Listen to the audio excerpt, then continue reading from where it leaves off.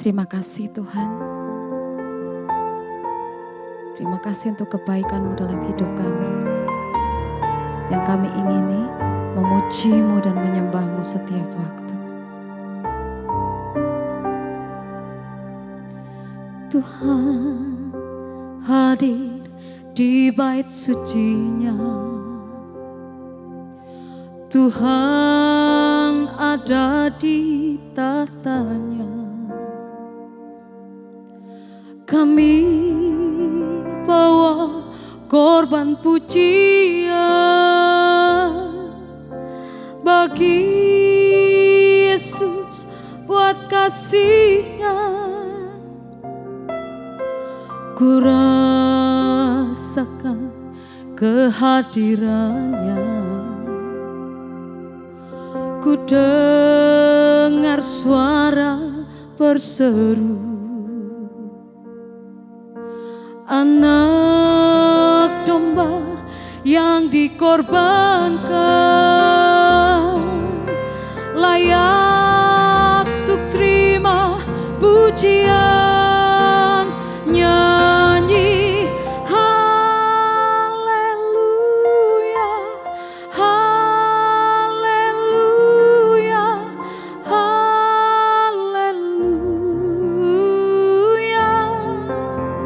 Nyanyi haleluya, haleluya, haleluya.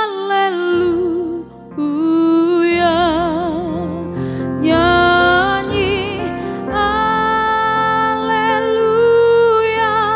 haleluya, haleluya. Nyanyi haleluya, haleluya, haleluya. Mari bawa setiap hati. Tuhan hadir di bait suci-Nya. Tuhan ada di tatanya. Kami bawa korban pujian bagi Yesus buat kasih-Nya. Ku rasakan kehadiran-Nya. Ku dengar suara berseru. Anak domba yang dikorbankan layak untuk terima pujian. Nyanyi haleluya, haleluya, haleluya. Nyanyi haleluya, haleluya, haleluya. Nyanyi haleluya, haleluya, haleluya. Nyanyi haleluya, haleluya, haleluya. Mari angkat kedua tanganmu Bapak Ibu Saudara. Nyanyi haleluya, haleluya, haleluya. Nyanyi haleluya, haleluya, haleluya.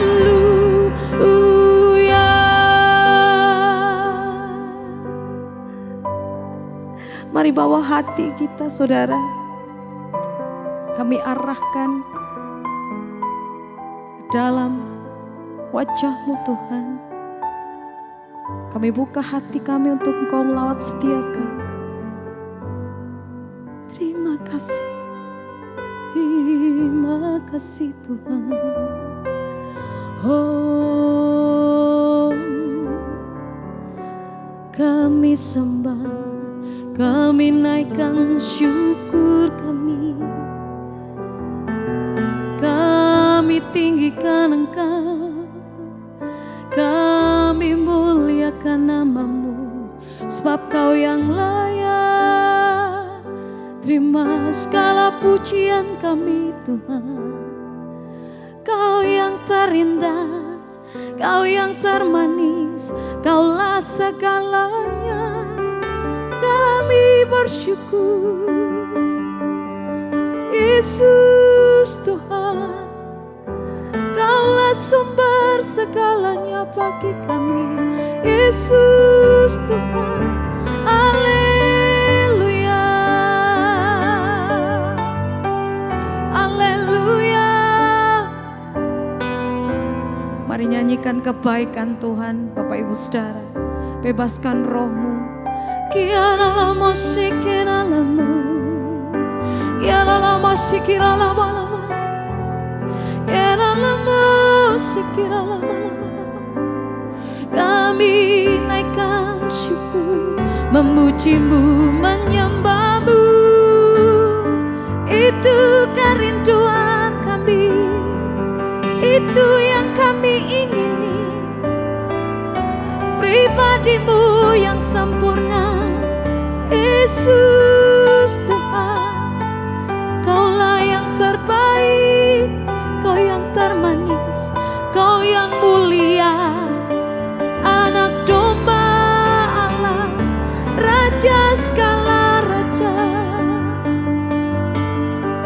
Terima kasih Tuhan, Kau yang kami tinggikan, Kau yang mulia, Kau yang ajaib, Anak domba Allah.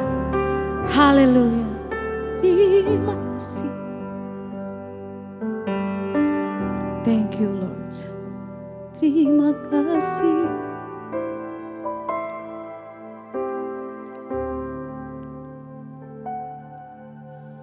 Mulia, mulia bagi Anak domba.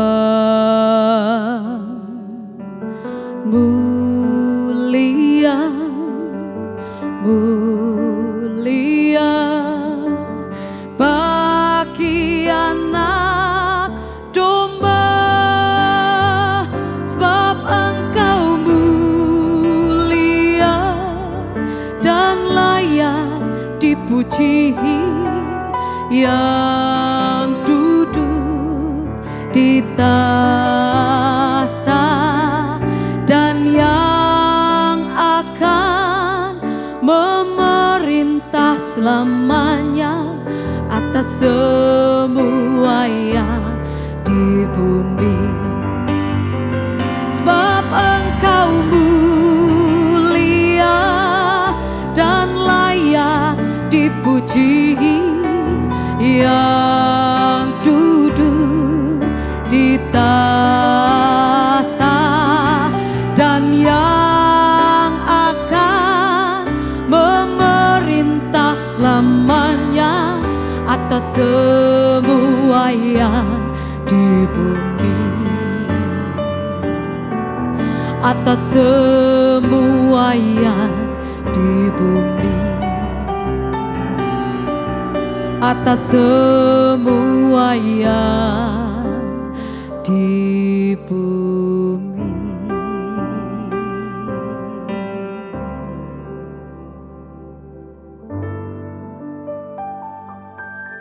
Salam warga kerajaan, bagaimana kabarnya? Anugerah, kebaikan, dan kebenaran Tuhan kiranya selalu bersama dengan kita. Hari ini kita akan belajar bersama-sama kebenaran firman Tuhan yang diambil dari Yohanes pasalnya 13 ayat 33 sampai dengan 35. Dikatakan demikian, hai anak-anakku, hanya seketika saja lagi aku ada bersama kamu. Kamu akan mencari aku. Dan seperti yang telah kukatakan kepada orang-orang Yahudi, ke tempat aku pergi, tidak mungkin kamu datang. Demikian pula aku mengatakannya sekarang juga kepada kamu. Aku memberikan perintah baru kepada kamu, yaitu supaya kamu saling mengasihi. Sama seperti aku telah mengasihi kamu, demikian pula kamu harus saling mengasihi. Dengan demikian, semua orang akan tahu bahwa kamu adalah murid-muridku, yaitu jikalau kamu mengasihi. Ini merupakan sebuah penggalan ayat yang mana kita tahu bersama bahwa Yesus hendak menuju kepada namanya kayu salib. Dia hendak memasuki fase menderita, mati sebagai tebusan bagi setiap daripada dosa kita. Dosa harus ada konsekuensi. Alkitab mencatat konsekuensi dari dosa adalah maut. Setiap orang termasuk dengan saya, setiap daripada kita, Alkitab mencatat bahwa kita telah berdosa dan kita akan menghadapi konsekuensi dosa itu maut. Mengetahui kebenaran tidak akan menghindarkan konsekuensi itu. Kita harus berada pada segala sesuatu yang kita lakukan, baik itu kesalehan, baik itu ngungkit, pelayanan, persembahan, perbuatan baik, tidak akan mungkin bisa menghindarkan kita dari konsekuensi dosa. Intinya, tidak ada usaha manusia yang bisa dilakukan untuk mereka dapat menghindari konsekuensi dosa, yaitu maut. Tetapi puji nama Tuhan, Alkitab mencatat dalam Yohanes pasal 3 ayat 16. Karena begitu besar kasih Allah akan dunia ini, sehingga Dia mengaruniakan Anak-Nya yang tunggal, supaya barang siapa yang percaya tidak binasa, tapi beroleh hidup yang kekal. Ayat yang baru saja yang tadi saya sampaikan dalam Yohanes pasal 3 ayat 16. Kita bisa mendapatkan kasih merupakan motivasi dasar yang mendorong sorga memberikan anaknya kepada saya, kepada setiap daripada kita, supaya kita tidak binasa. Yesus mati menggantikan setiap daripada kita. Mari kita coba renungkan bersama bahwa Allah itu memberikan yang terbaik. Yesus mati bagi saya. Yesus mengasihi saya. Walaupun saya memiliki potensi untuk saya bisa melukai hati Dia, tetapi Dia tetap mengasihi saya. Yesus tetap mengasihi saya. Yesus tetap mati bagi saya. Walaupun kondisi saya belum baik, kondisi saya belum sempurna, saya tidak ada kemampuan untuk membahas kebaikannya, tetapi Yesus tetap mati bagi saya. Yesus tetap mati bagi setiap daripada kita. Bahkan Alkitab mencatat demikian. Pada waktu kita masih berdosa, Yesus sudah mati bagi setiap daripada kita. Kasih yang begitu indah, kasih yang identik dengan walaupun, bukan jikalau, bukan kalau, tapi walaupun si penerima kasih itu belum dalam kondisi keadaan baik, tetapi Allah terlebih dahulu mengasihi, dan kasihnya identik dengan namanya perbuatan yang konkret dan nyata. Kasih yang seperti inilah yang dibicarakan dalam Yohanes yang tadi baru kita baca, Yohanes pasal 13. Kasih di mana Allah memberikan yang terbaik, tidak melihat si penerima kasih itu sanggup membalasnya, sanggup memberikan terbaik atau tidak, sanggup membalas dengan kualitas dan kuantitas yang sama atau tidak. Kasih yang Allah tunjukkan dan Allah praktekkan adalah kasih yang tidak memandang siapa penerimanya punya kemampuan untuk membalas atau tidak. Tidak, tetapi Allah bertindak demikian. Nah, di dalam ayat yang baru saja kita baca, lalu Dia mengatakan demikian. Aku memberikan sebuah perintah yang baru. Sesuatu yang baru bagi saya. Kalau saya akan bertindak kasih atau melakukan kasih kepada orang-orang yang saya pandang orang itu layak. Kepada orang-orang yang saya pandang penerima kasihnya itu dapat memberikan yang setidaknya kualitas dan kuantitasnya sama dengan saya. Dia sanggup membalas kebaikan saya dengan kebaikan. Saya tidak akan berbuat kasih kepada orang yang berpotensi kebalikan. Saya berbuat baik, dia berbuat jahat. Saya tidak akan demikian. Tetapi tidak. Inilah yang dimaksud oleh Yohanes, perintah yang baru. di mana kasih Allah Yesus sebagai teladan memberikan perintah bahwa kasih-Nya itu diberikan kepada orang yang tidak layak menerima kasih itu. Menjadi perenungan bagi setiap dari kita. Saya tidak mampu bagi saya untuk melakukan perintah seperti yang dilakukan, perintah yang baru. Oleh karena itu, setiap daripada kita harus mengalami kasih Kristus itu. Bahkan dalam kasih dalam Yohanes pasal 13 itu dikatakan kasih agape. Bukan kasih yang lain, kasih yang walaupun. Kita tidak mampu untuk melakukan hal itu, mengasihi sesama. Oleh karena itu, seharusnya alurnya demikian. Kita dikasih Tuhan, maka pada waktu kita menerima kasih dari Tuhan, maka kita mampu memberikan kasih. Kita tidak mampu untuk memberikan sesuatu yang kita tidak punya. Benar demikian?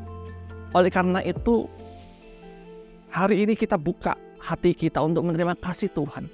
Sehingga kasih yang kita terima itu kita bisa salurkan kepada orang lain. Saya teringat dengan satu kisah di mana saya memiliki keretakan dalam relasi dengan seseorang kurang lebih belasan tahun. Sewaktu saya menerima Yesus sebagai Tuhan dan Juru Selamat, dan saya disadarkan dengan kasih Tuhan yang bagi saya tidak layak untuk terima kasih Tuhan. Saya ini orang yang buruk secara kualitas hidup, tidak mungkin Tuhan mengasihi saya, tetapi Tuhan mengasihi saya. Kasih itu, kasih yang mengubahkan saya, kasih itu kasih yang memulihkan saya. Setelah saya menerima kasih yang mengubahkan dan memulihkan itu, maka saya dibawa pada satu fase selanjutnya, yaitu mengasihi sesama. Waktu saya berdoa dan tiba-tiba saya diingatkan dengan sebuah ayat, yang ayat itu mengatakan demikian. Ini dicatat di dalam Matius pasal 5 ayat 23 sampai 24. Sebab itu jika engkau mempersembahkan persembahanmu di atas mezbah dan engkau teringat akan sesuatu yang ada dalam hati saudaramu terhadap engkau, tinggalkanlah persembahanmu itu di mezbah itu dan pergilah berdamai dahulu dengan saudaramu, lalu kembali untuk mempersembahkan persembahanmu itu. Ayat itu merupakan satu ayat yang bagi saya diingatkan kembali untuk saya melakukan rekonsiliasi dengan rekan saya. Saya mencoba berargumen dengan Tuhan, tetapi di titik itulah Tuhan menyadarkan bagaimana Tuhan itu mengampuni saya. Saya sudah berargumen, dia tidak layak untuk terima pengampunan. Tetapi saya disadarkan bahwa saya juga tidak layak menerima pengampunan dari Tuhan. Tetapi Tuhan memberikan kasih-Nya buat saya. Alhasil saya bertemu dengan orang tersebut, dengan rekan saya, dan saya mengatakan saya minta maaf. Dalam pikiran saya bilang dia yang salah, dia duluan harus minta maaf. Tetapi saya disadarkan dengan kasih Tuhan, yang mana kasih itu tidak menuntut orang di depan saya bertindak duluan. Tetapi kasih Tuhan itulah kasih yang kita yang proaktif untuk melakukan rekonsiliasi. Akhirnya saya rekonsiliasi dan wah, Tuhan baik. Semenjak rekonsiliasi itu, saya merasakan ada anugerah Tuhan dilimpahkan selalu dalam kehidupan saya. Saya menyapa bagi setiap daripada kita yang sedang menonton siaran Voice of Victory pada hari ini. Mungkin engkau mendengar dan melihat siaran ini dan engkau teringat dengan saudara, dengan ayah, dengan ibu, dengan sahabat yang mana kondisi relasimu sedang rusak. Hari ini adalah hari di mana engkau mendengar firman-Nya. Apabila engkau mendengar firman, jangan keraskan hatimu. Kasih yang Tuhan telah berikan dalam hidupmu adalah kasih yang akan memampukan kamu untuk melakukan rekonsiliasi. Biar kiranya orang sekitar kita boleh melihat ada kasih yang mengubahkan kita dan kita share kepada mereka. Tema bulan ini, mengasihi sesama, tidak akan bisa kita lakukan sebelum kita menerima kasih yang datang dari Tuhan. Tuhan memberkati. Mari kita berdoa. Saya mengucap syukur Tuhan telah mati di kayu salib bagi saya. Saya yang tidak layak untuk menerima kasih itu. Saya yang tidak benar, saya yang buruk, saya yang kerap kali menyakiti hati Tuhan. Tetapi saya bertemu dengan Tuhan yang selalu mengasihi saya, selalu memberi yang terbaik, dan selalu siap untuk memulihkan kehidupan saya. Kasih itu yang mengubahkan saya, kasih itu yang memperbaharui saya. Oleh karena itu, hari ini penuhi kami dengan kasih itu Bapak. Sehingga kami juga dapat membagikan kasih itu kepada orang-orang yang bagi kami tidak layak terima kasih. Yang bagi kami orang-orang itu adalah orang yang telah mengecewakan kami. Tetapi kami mau membagi kasih itu kepada mereka. Karena Firman mengatakan dengan demikian, orang-orang di luar sana mereka akan melihat bahwa itu tandanya nyata bahwa kami adalah murid-murid Tuhan. Mampukan kami Bapa untuk kami boleh membagikan kasih-Mu kepada dunia ini. Terima kasih Bapak dalam nama Yesus. Haleluya. Amin.